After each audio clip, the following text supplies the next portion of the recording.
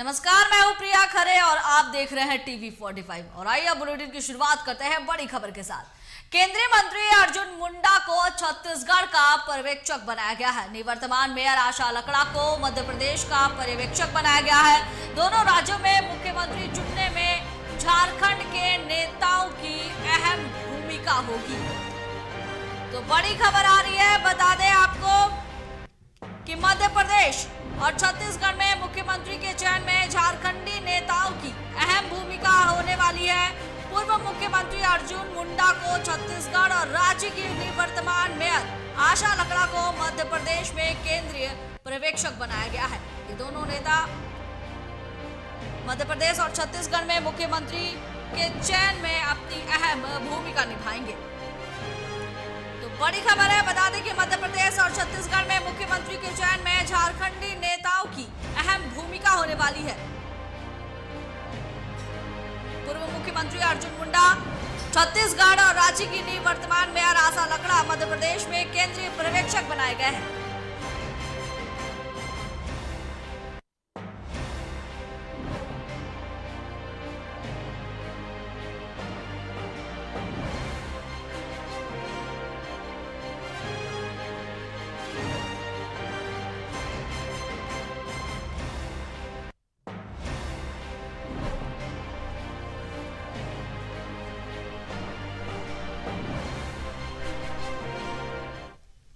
और इसी पर ज्यादा बातचीत के लिए हमारे साथ रांची से लाइव जुड़ रहे हैं संवाददाता धनंजय मंडल।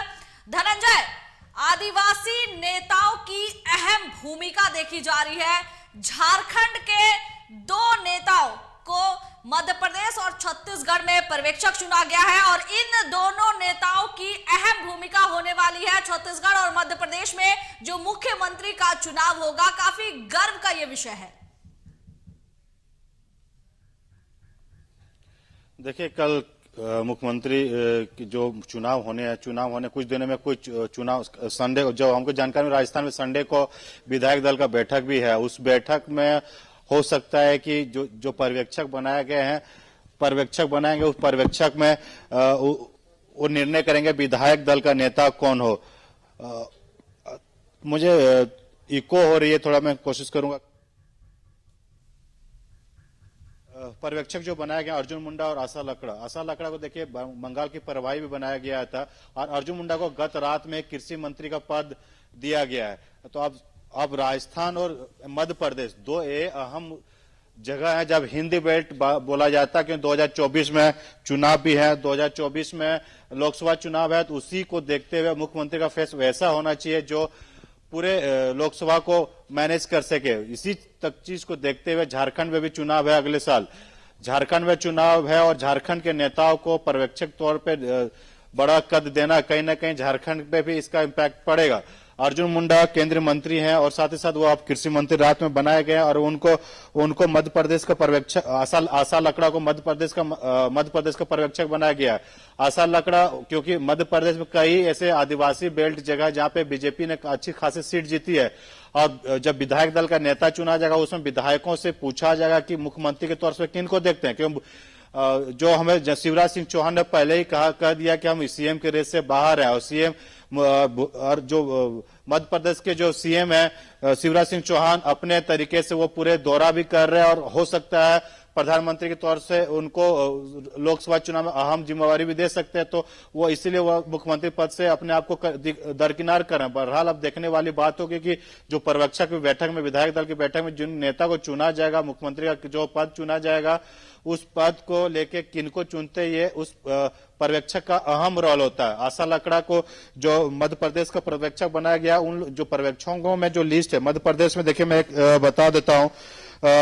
मनोहर लाल खट्टर है, मुख्यमंत्री का हरियाणा है, उनको पर्यवेक्षक तौर पर बनाया गया। डॉक्टर के लक्ष्मण है, राष्ट्र अध्यक्ष है वो ओबीसी मोर्चा के, और सुश्री आशा लकड़ा जो राष्ट्रीय सचिव है। इन लोगों को मध्य प्रदेश का पर्यवेक्षक बनाया गया। और छत्तीसगढ़ की अगर हम बात करें तो अर्जुन मुंडा का प्रथम में नाम है, जो केंद्रीय जनजाति मंत्री और भारत सरकार अभी कृषि मंत्री का पदभार दिया। सर्वानंद सोनोवाल है, उनको बनाया गया केंद्रीय बंदरगाह और जनमार्ग आयुष मंत्री है भारत सरकार में।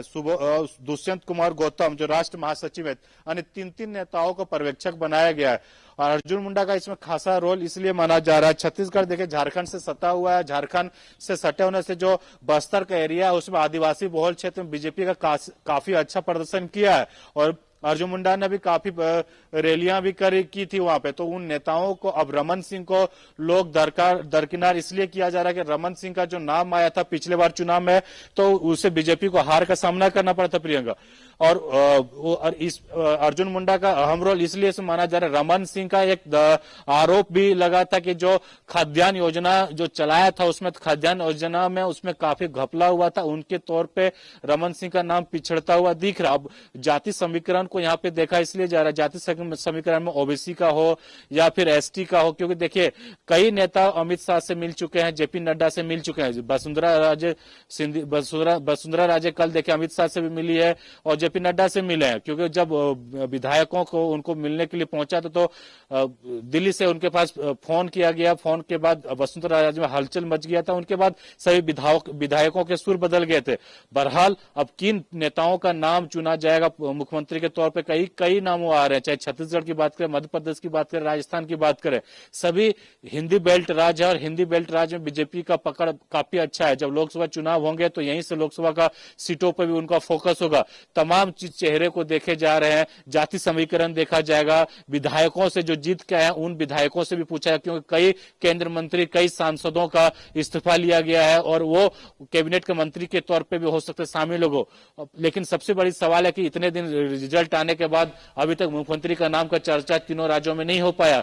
अब तीनों राज्यों में जो चर्चा जब की जाएगी, पर्यवेक्षकों की जब बैठक की जाएगी, अनुमान 1-2 दिनों में बैठक बुलाई जाएगी विधायक दल की, तो उसमें सभी विधायकों का निर्णय लेने के बाद जब उनके पास जो निर्णय आएगा वहां से वो दिल्ली पहुंचेंगे। दिल्ली में मुख्यमंत्री का नाम की चर्चा होगी प्रधानमंत्री के सामने और अमित शाह के पास। उनके बाद ही नामों का ऐलान किया जाएगा। बीजेपी का एक सिस्टमेटिक काम करने का तरीका होता है, कोई इलेक्शन होता है तो सभी नेताओं से अपनी राय ली जाती है, सभी नेताओं से पूछा जाता है, उसके बाद ही मुख्यमंत्री और विधायक दल का नेता चुना जाता है।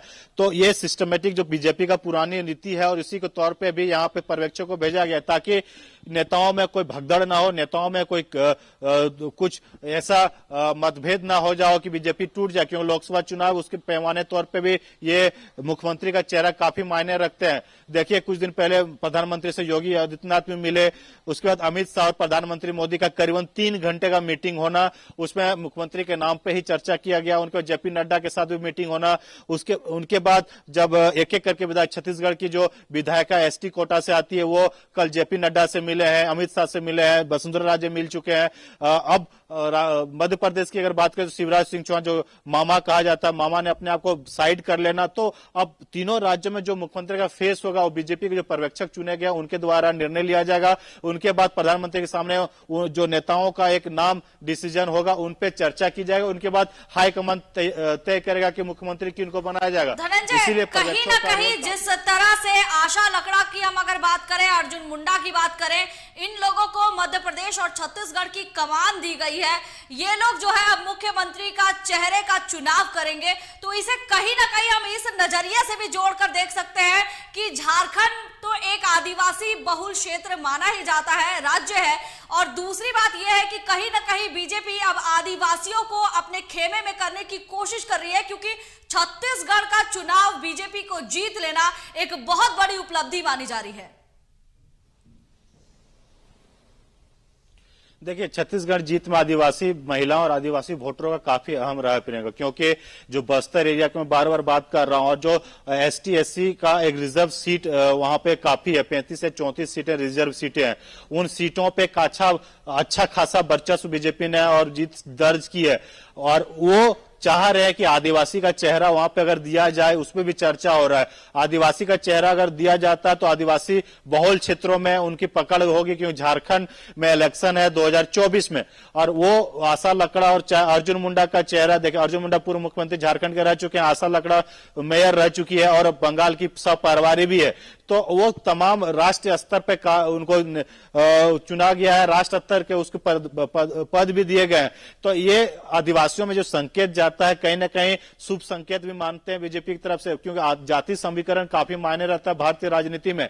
और राजनीति के तौर पे इन नेताओं को जब वहां पे पर्यवेक्षक तौर पे भेजा गया, वहां पे जब लोगों से बात करेंगे, और जो लीड रोल में तीन नेताओं का जो गठन किया गया है तीनों राज्यों में, एमपी, छत्तीसगढ़ और मध्य प्रदेश में जो नेताओं का जो गठन किया गया, उनमें इन लोगों की काफी अहम भूमिका रहने वाली है। देखिए, एमपी बहुत बड़ा क्षेत्र माना जाता है, लोकसभा में काफी इसका महत्व होता है। लोकसभा में कई बड़ी सीटें वहां पे बीजेपी चाहेंगी सभी सीटें वहां से जीते, प्रधानमंत्री मोदी को 2024 में फिर से प्रधानमंत्री बनाया जाए। तो इस तौर पे वहां पे मुख्यमंत्री का चुनाव होना काफी मायने रखता है। देखिए, मामा शिवराज सिंह चौहान महिलाओं में काफी लोकप्रिय है और महिलाओं के खासा वोट मिलने के बाद ही इन तीनों राज्यों में बीजेपी की सरकार बन पाई है। तो इन तीन चेहरों में कई मुख्यमंत्री के नामों में महिलाओं के भी नाम सामने आ रहे हैं। और जो आशा लकड़ा है, महिला एक आदिवासी संगठन से आती, आदिवासी नेताओं में खासा इसको पकड़ माना जाता है और वो वहां पे निर्णय लेने में अपना बहुमूल्य योगदान भी दी जाएगी। अर्जुन मुंडा को देखिए, राज चलाने का भी उनके पास एक्सपीरियंस है, केंद्र में मंत्री चलाने का भी एक्सपीरियंस है। तो वो एक्सपीरियंस के तौर पे और आदिवासी नेता हैं, इन एक्सपीरियंसों को वहां पे भुनाने की कोशिश की जाएगी। वहां पे जो बैठा हुआ है उन तमाम नेताओं से एक एक करके देखिए बात की जाती है, नेताओं से अपना राय ली जाती है, नेताओं से सब चीज डिसीजन लिया जाता है। उसके बाद ये बीजेपी अपने मुख्यमंत्री का चेहरा सामने आएगा। देखिए, दो राज्य काफी अहम मुख्यमंत्री का में एक देखिए, शिवराज सिंह चौहान का अपने आप को नाम साइड कर लेना, लेकिन उनका नाम सबसे ऊपर चला जा रहा है। लेकिन रमन सिंह जो छत्तीसगढ़ के मुख्यमंत्री थे, उनके नाम को अभी दरकिनार कर दिया गया। उसमें आदिवासी वोट पे ज्यादा फोकस किया जा रहा है। और छत्तीसगढ़ में ऐसा ओबीसी या फिर ऐसे नेता को चुना जाना खोजा जा रहा है लोगों, क्योंकि लोकसभा में उनको काफी महत्वपूर्ण माना जा रहा है। वही चीज को देखते हुए ये बैठक काफी महत्वपूर्ण हो सकता है। राजस्थान में संडे को विधायकों का बैठक बुलाया जा सकता है। जो सोर्सेस से जानकारी है, पर्यवेक्षक चुना गया है और सभी यहां से अपने अपने क्षेत्रों में वो जाएंगे, राजस्थान जाएंगे और एमपी जाएंगे और छत्तीसगढ़ जाएंगे, यानी रायपुर पहुंचेंगे और जयपुर पहुंचेंगे और भोपाल पहुंचेंगे। वहां पे विधायकों को बुलाया गया है, विधायकों को एकजुट की जाएगी और कोई गुटबाजी ना हो, तमाम चीजों पे भी इनकी फोकस रहेगी। प्रियंका, धनंजय, अगर हम बीजेपी की बात करें तो बीजेपी कुछ ना कुछ ऐसे चुनाव के दौरान कार्ड खेलती है जिससे लोग जो है आकर्षित हो जाते हैं। चाहे हम अगर दलितों की बात करें तो लगातार जो है बीजेपी कहती है कि वो दलित के विरोधी नहीं है, बल्कि दलितों को अपने साथ लेकर चल रही है। और अब आदिवासी कार्ड जो है कहीं ना कहीं बीजेपी खेल रही है और उसका निशाना अब आने वाले झारखंड के विधानसभा चुनाव पर भी उसकी नजर है। क्योंकि अगर हम अर्जुन मुंडा की बात कर ले, आशा लकड़ा की बात करें, जिस तरह से इन्हें मध्य प्रदेश और छत्तीसगढ़ की कमान दी गई है, इससे एक बात तो जाहिर है कि बीजेपी अब पूरा फोकस जो है वो झारखंड में भी कर रही है कि आने वाले चुनाव में बीजेपी को यहां से पूर्ण रूप से बहुमत मिल सके। देखिए, झारखंड इसलिए फोकस किया जा रहा है कि झारखंड में सरकार बीजेपी की अभी है नहीं और वो सरकार वापस पाना चाहती है। तो इसको लेके एक जानकारी ये भी बता दूं कि प्रधानमंत्री का दौरा हो चुका है, अमित शाह का कई दौरे हो चुके हैं, जेपी नड्डा का कई दौरे हो चुके हैं। अब तीनों नेताओं के टॉप लेवल नेता माने जाते हैं। 1, 2, 3 नंबर का जो नेता है वो अध्यक्ष के राष्ट्र अध्यक्ष हो गए। अमित शाह जो दूसरे नंबर के नेता बीजेपी माने जाते हैं। प्रधानमंत्री का दौरा होना और खूंटी में आदिवासियों का एक वहां पे जनसभा को करना और उसी के दौरान वहां का जो वोट इम्पैक्ट छत्तीसगढ़ और एमपी में देखने को मिला। तो आदिवासी वोट हो, जाति समीकरण यहाँ पे अगर देखा जाए तो कई ऐसे क्षेत्र थे जहां कोल्हान की बात कर ले, संथाल की बात कर ले, तो इन वोट यहाँ पे आदिवासी वोट या फिर और तमाम जो जनरल वोट थे छीट के वो जेएमएम और कांग्रेस के पास चले गए थे, जिनके कारण बीजेपी को हार के सामना झारखंड में करना पड़ा था। वही अब समीकरण वापस लाना चाहती है बीजेपी कि वो आदिवासी वोट हो या फिर तमाम जो एसटी एससी ओबीसी जो वोट है वो अपनी ओर खींच के लाए और झारखंड में दोबारा सरकार बनाने की कोशिश करेगी। क्योंकि जो लहर है, बाबूलाल मरांडी की अगर बात करें, हमेशा संथाल का दौरा कर रहे हैं, छोटा नागपुर में का दौरा कर रहे हैं या फिर कोल्हान का दौरा कर, अभी भी बाबूलाल मरांडी यात्रा में ही लगे हुए हैं। तो कभी बीजेपी शांत नहीं बैठती, इलेक्शन हो जाने के बाद शांत नहीं होती। वो 365 दिन 24/7 अपना काम करते रहते, चाहे कहीं पे भी हो, किसी भी राज्य में की बात करें। तो झारखंड के परिप्रेक्ष्य से ये अहम माना जा रहा है कि देखिए अर्जुन मुंडा का कद बढ़ना, आशा लकड़ा का कद बढ़ना, तो ये आदिवासियों के साथ एक इम्पैक्ट जाएगा कि हमारे नेताओं को, आदिवासी नेताओं को अच्छे बड़े पोस्ट मिल रहे हैं। तो इससे साफ साफ आदिवासियों का एक छवि बनाने की कोशिश बीजेपी करेगी करेगी। राजनेता करते ही हैं इस तमाम चीजों को लेके, और वहां पे भी संकेत देने की कोशिश की जाएगी। अब मध्य प्रदेश में खासा एक वर्ग है जहां आदिवासी वोट है, क्योंकि प्रधानमंत्री भी कई बार जब गए थे आदिवासियों के लिए, वहां कई परियोजनाओं को शिलान्यास भी किया था। छत्तीसगढ़ की बात करें, वहां पे भी कई आदिवासी बेल्ट क्षेत्र है। राजस्थान की बात करें, वहां पे ओबीसी हो, एसटी, वहां पे कई ऐसे क्षेत्र है जहां पे बीजेपी अपने आप को कमजोर महसूस करते थे, उसको मजबूत हुआ है। वही चीज को बरकरार रखते हुए एमपी चुनाव में, लोकसभा चुनाव में वो अपना मेन मुद्दा यही है कि सामने है, ज्यादा दिन है नहीं, 5 महीने लगभग बचे हैं लोकसभा चुनाव के, 4 से 5 महीने। और उस चुनाव के बहुत बहुत धन्यवाद आपका। तो बड़ी खबर सामने आई है, बता दें आपको कि मध्य प्रदेश और छत्तीसगढ़ में अब जो मुख्यमंत्री का चेहरा होगा, उसके चुनाव के लिए आदिवासी नेताओं को अहम भूमिका मिली है। अर्जुन मुंडा और आशा लकड़ा मध्य प्रदेश और छत्तीसगढ़ के पर्यवेक्षक बनाए हैं।